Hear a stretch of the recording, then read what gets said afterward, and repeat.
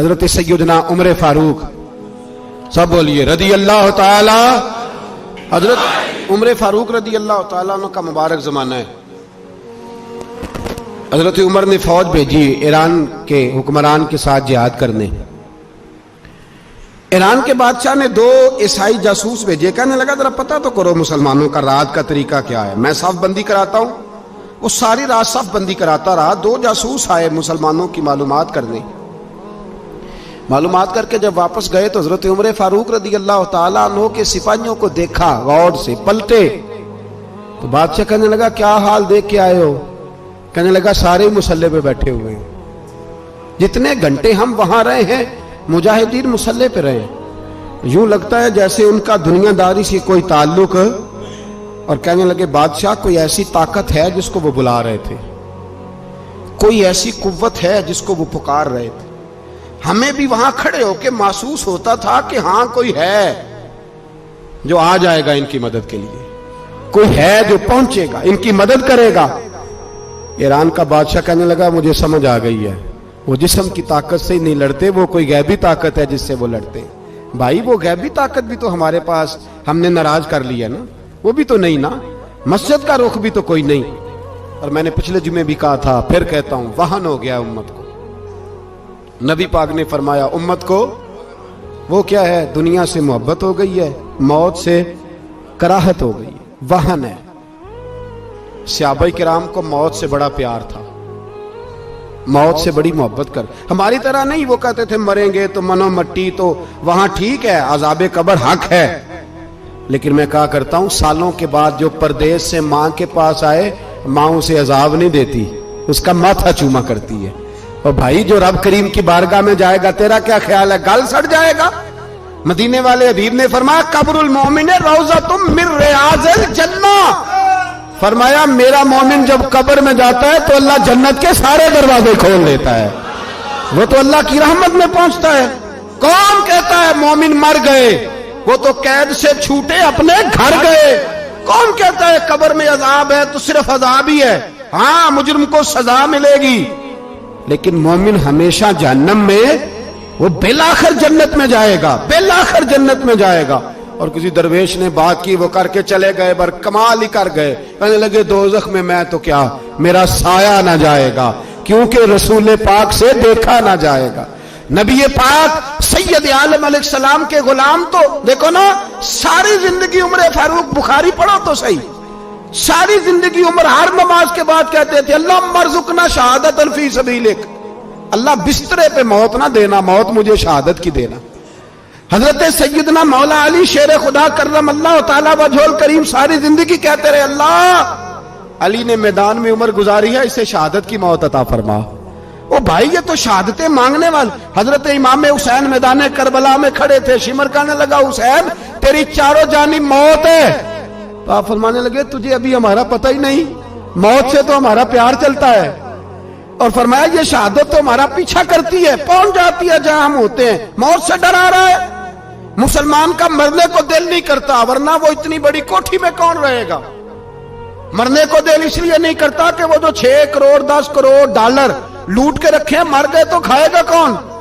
وہ فقیر فاقہ مست تھے، ان کا گھر ہی کوئی نہیں تھا، ان کے بینک بیلنس ہی کوئی نہیں تھے، وہ کہتے تھے گھر ہمارا ہے وہ جو ہمارے رب نے تیار کیا ہوا ہے، ہمارا بینک بیلنس ہے وہ جو ہمیں جنت میں جا کے ملے گا، ان کا تو یہ کھاتا ہی کوئی نہیں تھا، اس لیے وہ شہادت کی۔ حضرت عمر بن جموع رضی اللہ تعالیٰ عنہ میدان احد میں 4 بیٹے لے کے آئے، کتنے بیٹے بول کے بتائے؟ 4 بیٹے لے کے عمر بن جموع آئے، اور خود ایک ٹانگ سے لنگڑے سے آپی ہیں، ٹانگ چھوٹی ہے، حضور کے سامنے کھڑے ہوئے کہا محبوبہ میرے 4 ہی تھے، میں 4 ہی لے آیا ہوں، قبول کر لے۔ تو حضور نے فرمایا تو کیوں تلوار اوڑے آیا ہے، یہ تو نے کیوں گلے میں اسلحہ ڈالا ہوا ہے؟ کہا یا رسول اللہ میں نے بھی تو جانا ہے نا۔ تو حضور نے فرمایا 4 بیٹے جو ہیں۔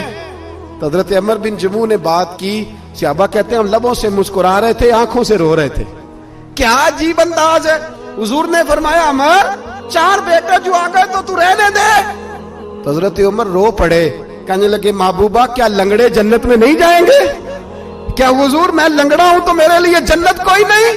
میرے حبیب پاک سید عالم صلی اللہ علیہ وسلم نے فرمایا عمر تو ضرور جنت میں جائے گا. کہا محبوبہ پھر بچے بعد میں جائیں گے, میں پہلے میدان میں جاؤں گا.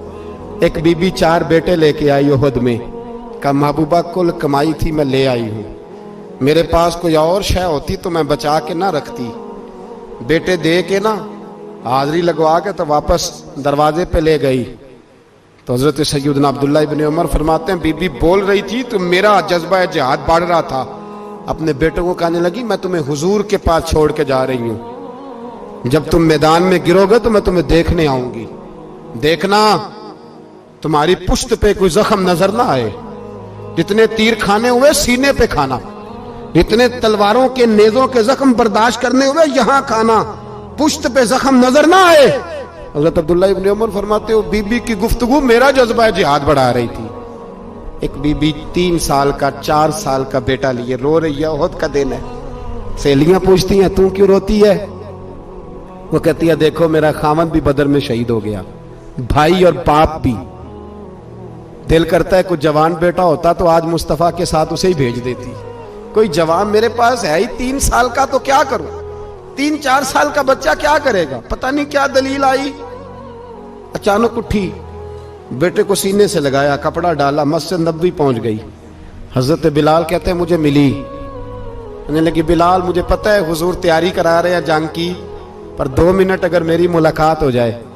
بلال حبشی کہنے لگے حضور ہم ایک بی بی ضد کر رہی ہے. حضور باہر آئے, کہنے لگی حضور میں فلاں کی بیٹی, فلاں کی بہن, فلاں کی بیوہ ہوں, میں نے بدر میں 3 شہید دیے ہیں, اب میرے پاس یہ 3 سال کا لال ہی بچا ہے, بڑا فخر ہے میرا. لوگ مجھے شہید کی بیوہ, شہید کی بیٹی, شہید کی بہن کرتے. دل کرتا ہے شہید کی اماں بھی کہیں جاؤں تو میرا بیٹا لے لیں. سیدنا بلال کہتے ہیں حضور مسکرائے, کہنے لگے یہ 3 سال کا نونہال کیا کرے گا؟ کہتے ہیں اماں کا عجیب جذبہ ہے. کہنے لگی محبوبہ سنا ہے اسلحہ بھی تھوڑا ہی ہے, ڈھالیں زیادہ کوئی نہیں, میرا بیٹا ساتھ رکھ لیں, جب آپ کی طرف کوئی تیر آیا نا تو میرا بیٹا ڈھال کے تو اس کو ڈھال بنا کے آگے کر دینا. محبوبہ ڈھال تو بانی سکتا ہے نا. حضرت بلال فرماتے ہیں مصطفیٰ کریم نے فرمایا جا میں نے قبول کیا, قیامت کے دن بیٹا گھر لے جا, جب تیرا نام پکارا جائے گا تو شہید کی اماں کہہ کے ہی پکارا جائے گا, جا تو گھر لے جا. کہتے ہیں چلتے چلتے ایک غریبنی اور آ گئی, اتنی سی اٹی بان کی, اتنی سی. بلال حضور سے ملاقات ہو جائے گی. نبی پاک آ گئے, کہا محبوبہ یہ غلبہ اسلام میں میرا بھی حصہ ڈال لے. حضور نے فرمایا یہ کیا ہے؟ کہنے لگے حضور خامد فوت ہو گیا, اولاد اللہ نے بے نیازی سے دی نہیں, سویرے چرخہ کاٹ کے رزق حلال کھاتی ہوں, میرے پاس نا یہ اتنا سا بان ہے, ایک گھوڑے کی لگام بن جائے گی. محبوبہ حصہ تو ڈال جائے گا نا دین کے لیے, میری قبولیت ہو جائے گی. میرے حبیب نے ہاتھ اٹھائے اور دعا مانگی, کہے اللہ جتنا تو میدان کے مجاہدوں کو اجر عطا فرمائے اتنا اس غریبنی کو بھی عطا فرمانا, اتنا اسے بھی دینا. بھائی یہ جذبے تھے, یہ رنگ تھا امت مسلمہ کا, اس لیے کافر گھر میں بیٹھ کے کانپا کرتا تھا. اب اسے پتا ہے یہ اسی والی کار سے نہیں نکل سکتے, اسے پتا ہے کہ ہم نے انہیں بوتل پہ لگا دیا ہے, اب یہ پیپسی مرینڈا اور یہ پی کے کھانے کے ساتھ تو یہ مست رہتے ہیں, اب یہ نہیں نکل سکتے گھر سے, ہم نے انہیں ان چیزوں پہ لگایا ہے جو ان کے وجود کو کھوکھلا کر رہی, اب کیسے میدان میں نکلیں گے؟ وہ اس لیے نہیں ڈرتا کہ وہ تیری آسائشوں, تیری زندگی میں آنے والی سہولتوں سے آشنا ہے. موت بستر پہ بھی آ جاتی ہے, لیکن جس کو میدان میں آتی ہے وہ ساری زندگی زندہ رہتا ہے, وہ ساری زندگی زندہ رہتا ہے. بھائی مرنا تو ہے, لیکن اگر زندگی دین کے کام آئے گی تو امر ہو جاؤ گے, بچ جاؤ گے.